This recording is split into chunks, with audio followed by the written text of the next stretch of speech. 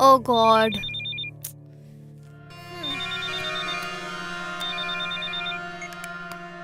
Hello hello, का बात बा? कन्हैया बा का वहाँ? नहीं तो कन्हैया घरे नहीं खे का? अरे भाई यहाँ भी नहीं खे। अरे माई रे माई, चुप हो जा, हमार बेटा, चुप हो जा। ये मुझे के चलते तो हमार बेटा मरा गई। चुप। तो चुप, हमरा के चुप बोलता है? तू ही बड़का ऑफिसर है, तोहरा से बड़का ऑफिसर तो हमारा बाप है। बाबूजी, हमरा बेटा के मरवा दी ले। और ही गोली चलाओ बब्बा, और ही गोली चलाओ। बदमिजाज वाली, नाक में दम करके रखी है, बात बात में बाप की धौंस देती है। जी तो करता है कि गोली मार दूं।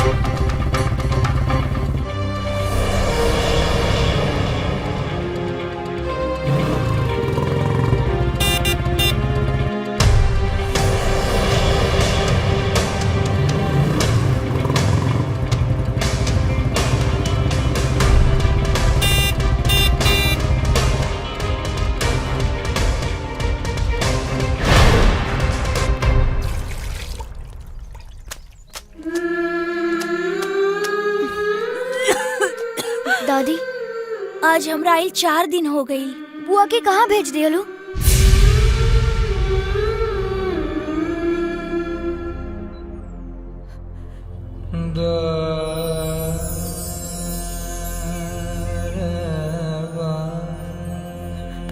दादी, का भेल दादी? बतावा ना बुआ के कहाँ भेज दियलू?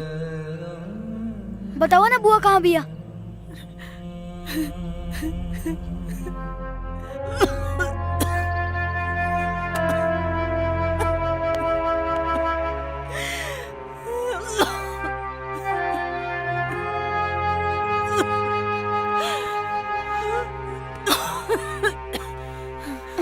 दादी, दादी, दादी, दादी, दादी, दादी, उठा।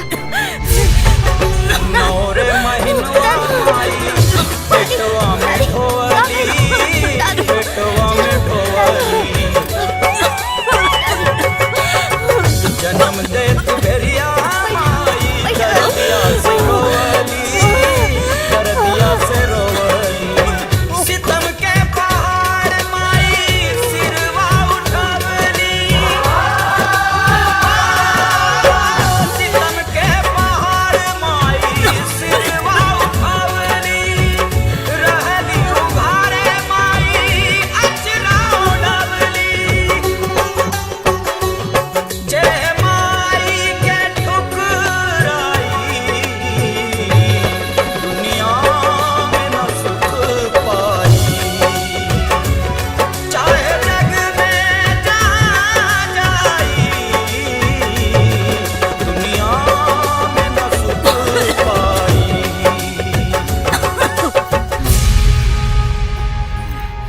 दादी, यहाँ बैठा हम आवत आनी। डॉक्टर, प्लीज मेरी दादी का इलाज करवा दीजिए। फीस लाए हो? कितना? 500 रुपए। 500 रुपया? इतने पैसे मैं कहाँ से लाऊं? हाँ तो ये सरकारी अस्पताल थोड़े ना है, प्राइवेट अस्पताल है, यहाँ तो फीस लगेगा ही। यही मरीज को छोड़ दो, तुम जाओ पैसे लेकर आओ, ठीक है? दादी, दादी आप यही जा रही, हम पैसा लेके आवत आनी।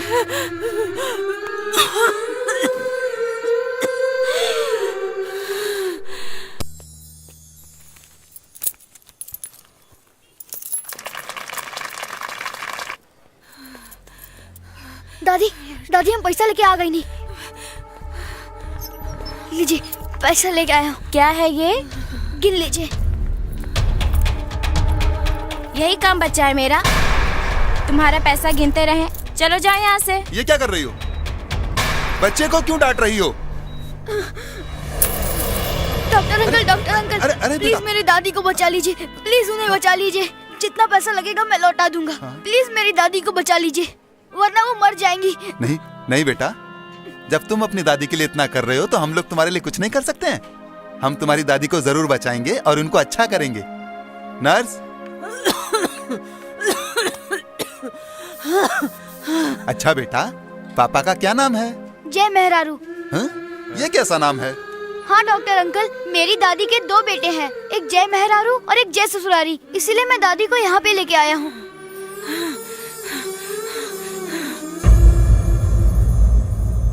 हेलो देवर जी, कन्हैया के कौनो पता नहीं के चलत, रवा जल्दी आ जाई।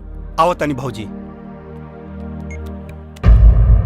कहवा दामाद बाबू, नमरी गिन के। देखिए बाबूजी, आज हमरा माई और हमरा भतीजा के जिंदगी के सवाल बा, और आज रहुआ तका हमरा के भगवान भी ना रुक पई हैं। ओके, 1 मिनट, अभी दिखाते हैं।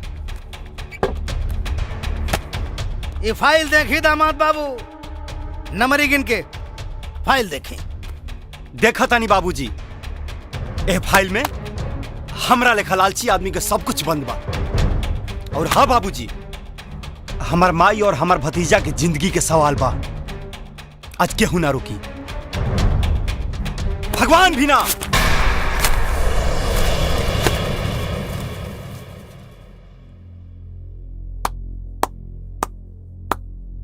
वाह पाहुन वाह।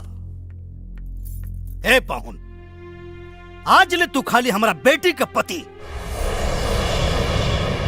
और सिर्फ हमरा पत्नी के दामाद रहला, हमार ना। लेकिन आज से तू हमारो दामाद बन गईला पाहुन। अरे जमन लड़का अपने महतारी बाप के ना हो सकेला, वो अपने सास ससुर का का होई? I am proud of you, I salute you. अरे पाहुन, अपना समधिन और अपना नाती के बचावे खातिर खाली तू ना, हमहू साथ में चलब, और साथ में हमार शेरनी बिटिया भी। नमरी गिन के चलो, चल बिटिया, चल, आजा आजा फटाफट, आजा। चली।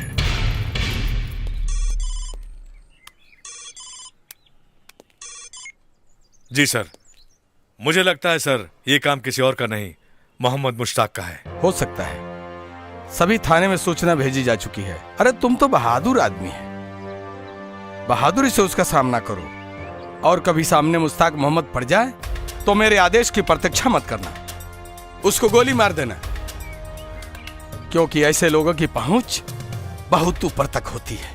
जी सर, वो तो मैं करूंगा ही, लेकिन घर में पत्नी को कैसे समझाऊं सर? सर आज 4था दिन हो गया है, बच्चे का पता नहीं चल रहा है। देखो बबलू, तुम्हारे साथ हमारी पूरी हमदर्दी है, मेरी भी कोशिश रहेगी, जो भी होगा अच्छा होगा, भगवान तुम्हारा अच्छा ही करेगा। और सुनो, जो राह में न रुके वहीं राही होता है, और जो सर पे कफन बांध ले वहीं सिपाही होता है। ओके सर। कन्हैया, कन्हैया, तू ठीक बाड़ा ना? कहाँ चला गया था छोड़ के? देख, रो रो के तेरी माँ की क्या हालत हो गई है। चुप, ना तू हमार माई और ना हम तोहर बेटा। अपन दिल में गुजरे वाले गम के एहसास बात हो रखे। ई माँ से पूछा, पिछला 5 महीना में इनका दिल 2 लड़कन खातिर कितना तड़पल होगी। तोरा के एगो बेटा के इतना गम बा? जरा पूछा ही माँ से, पिछले 5 महीना में इनका दिल इनके 2 लड़कन खातिर कितना तड़पल होगी।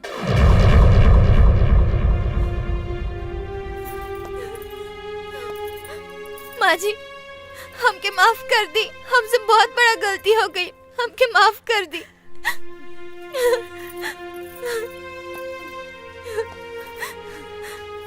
ना बेटा, ऐसे मत बोला, 5 दिन से हम कुछ खाइले पहले नहीं की। तू नहीं का जानत हमरा दिल पे का गुजरल रहे।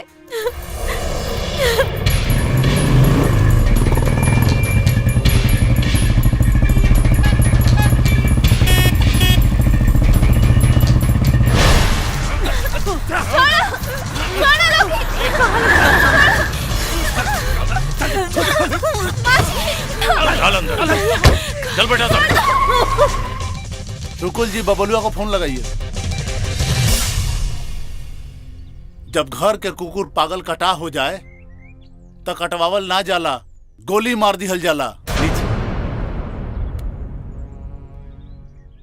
बबलू, कहाँ रहते हैं दुबे जी? सारा गेम मुस्तखबा का है, चले जाइए पुरनका अलकतरा के फैक्ट्री में।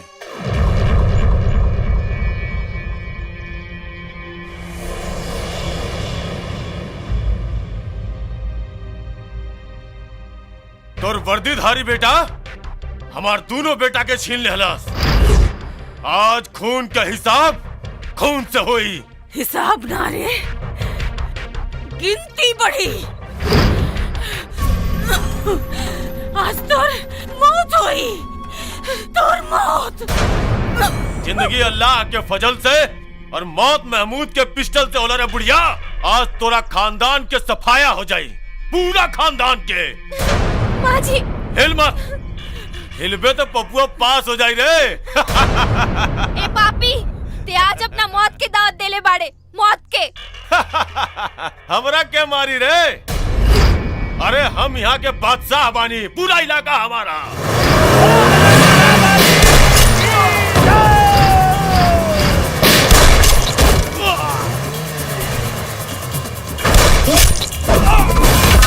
अरे मार, क्या मार?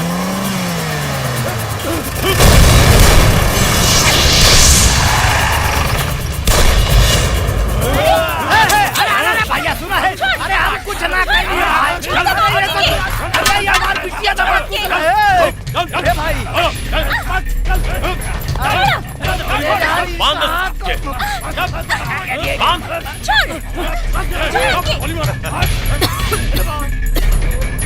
जी, दीदी।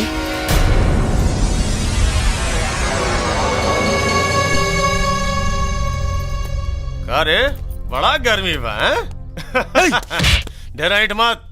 अब देखा था ने मुस्ताक महमूद से तोरा क्या बचावा था। रे ना मर्द, मर्द बाड़े तो मर्द नियन लड़ाई लड़, और तोहरा खातिर तो हम अकेले काफी बानी। अरे हमारे सिग्गी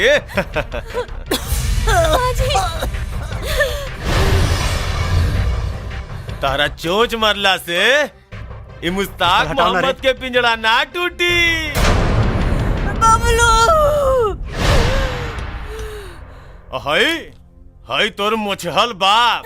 अरे ई वसीयत पे दस्तखत करी, हम बनब करोड़पति।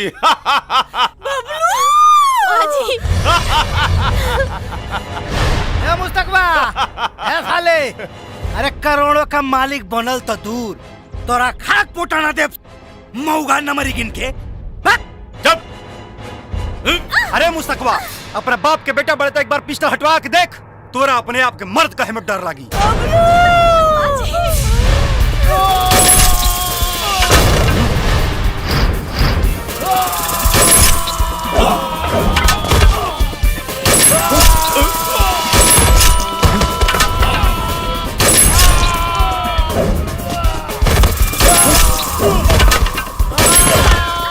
भैया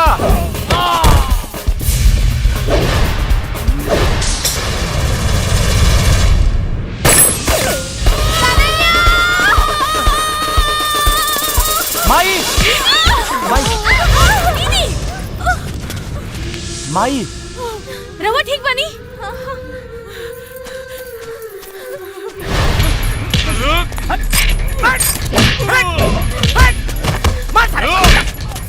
कन्हैया तो ठीक बाड़े ना? आए समधिन जी।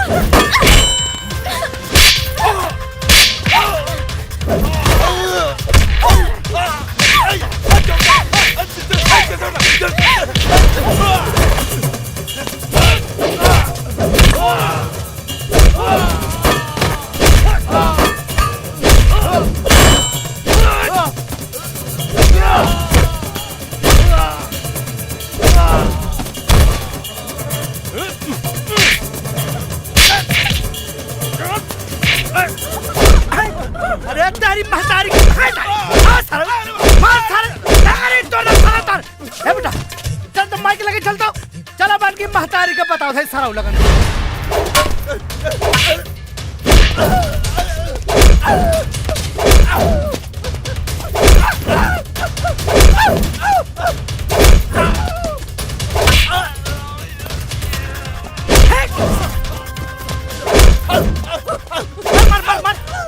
उठा सराऊ उठा। उठ सारे उठ। मुर्रा भैंस का दूध पियाउले हैं अपने बिटिया के साले कुत्ता। मार मार मार मार सारे बिटिया को मार। बाबू चलिए बात करने का टाइम नहीं है।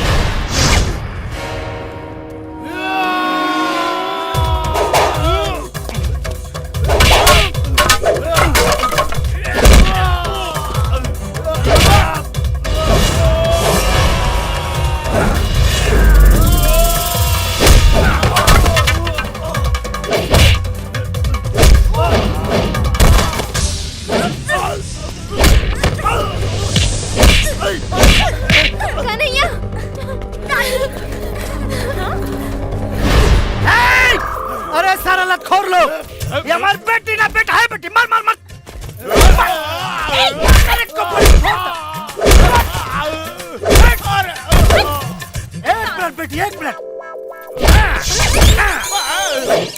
बाबूजी चली ना।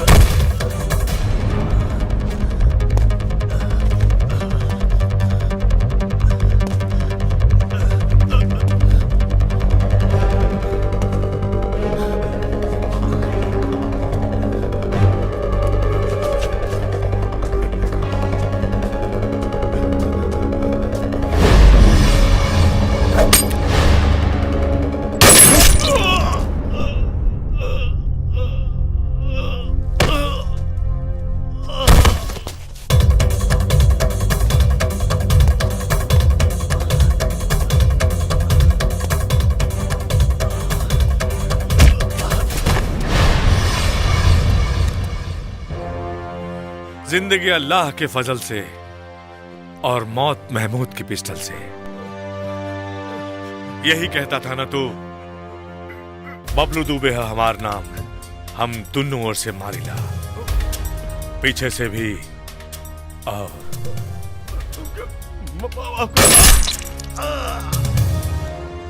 आगे से भी।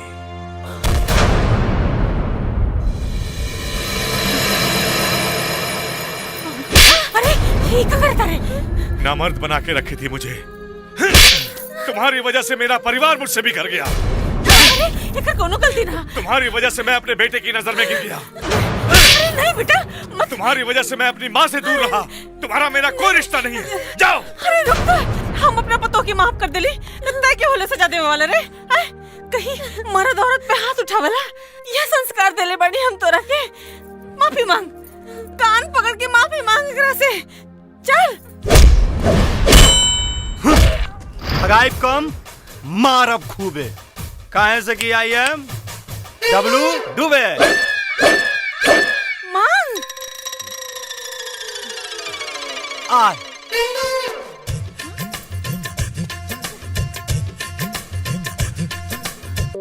वाह ये देखा दरोगा साहब के दुनिया में शेर हमें मेहरारू खातिन कीदड़ बन गए।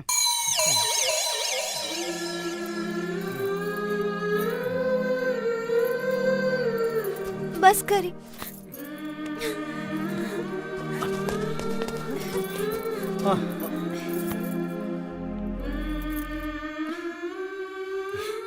वाह भैया, बड़को दामाद जी भेटा गए हो, छोटको दामाद जी भेटा गए हो। ए समधिन जी तू भेटाइए गए बाड़ू। बियाहवा में हमनी आपस में तो गले ना मिल पैनी हो, आई ऐजे गले मिल ले जाओ।